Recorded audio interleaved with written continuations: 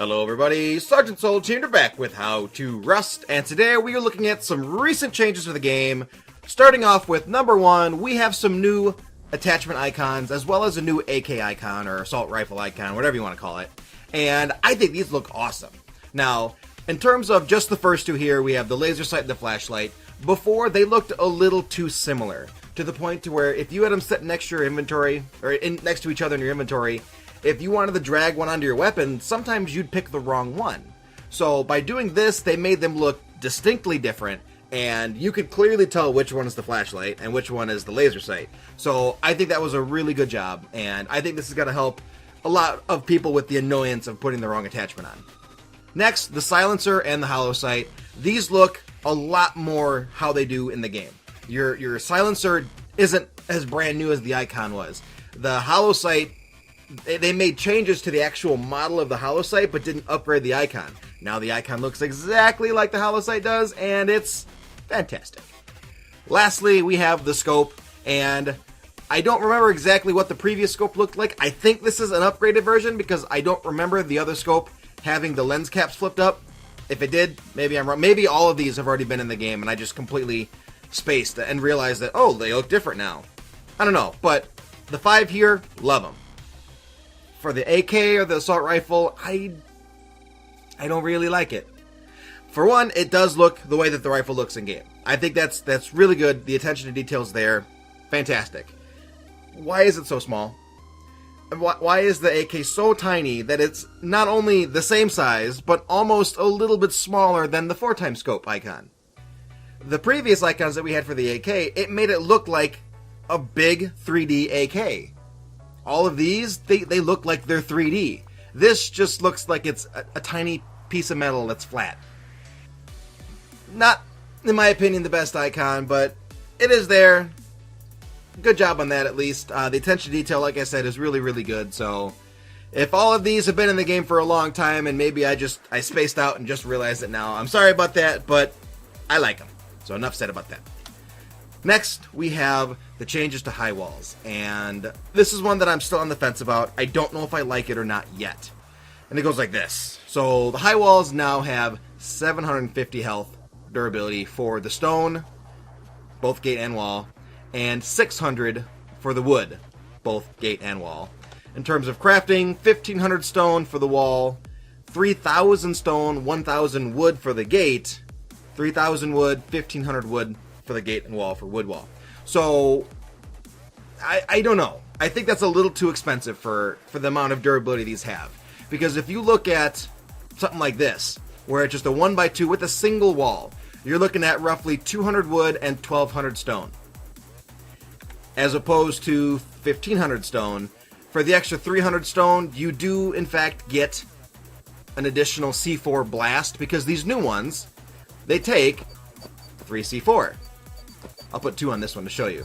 So you do get an additional 1 C4, but at the same time, if you were to go back here and double wall this, you're looking at an additional 600 stone for that point, which brings it up to 1600, and it gives you even more C4 blasts than the high wall does. I don't know. I'm really on the fence about this. I feel like the high wall should take more C4 than the 3 that they made it. Possibly 4 or 5. I think originally 8 was too much, because as you can see here, it only took 2 to bring it down to 200. 8 was too much, and people weren't even using C4 rockets on the high walls. It was just cheaper to pick it, and it really didn't take that much time. So we'll let that blow off. I'll grab my tools here. From this point, we'll bring our tool out. Check this out. I don't even know if I'm doing damage to this thing. And I'm on a vanilla test server right now. This isn't some special modded server where, you know, it takes 12 hits to take this thing down 1, but this really gets rid of pickaxe rating. And I think that was the major weakness of the walls to begin with. Okay, so it's 198. 1, 2, 3, 4, 5, 6, 7, 8, 9. 9 swings to do 1 damage to these now. Oh boy. 2, 3, 4, 4 for the wall, for the hatchet. Not too bad. It's not the 1-on-1 that we used to have. 3, 4. Okay, so same for the gate. It's not the 1-on-1 we used to have, which means I'm going to have to redo the video that I did for you guys showing you the amount of time it would take to pickaxe through a wall, or I guess in this case a gate.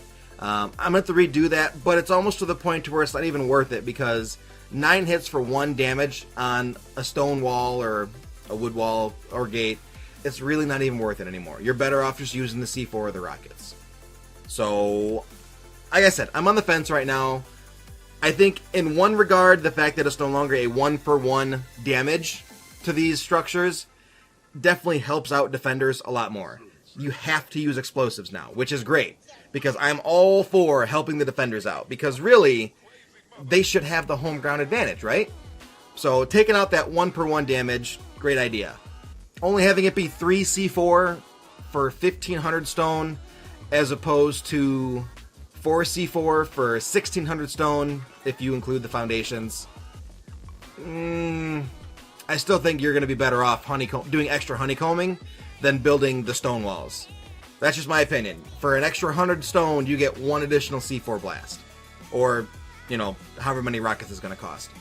You guys let me know how you feel about this. I believe it's already in the game as of tonight. It is Thursday night, and I was out doing stuff today. I wasn't able to do a video for this earlier.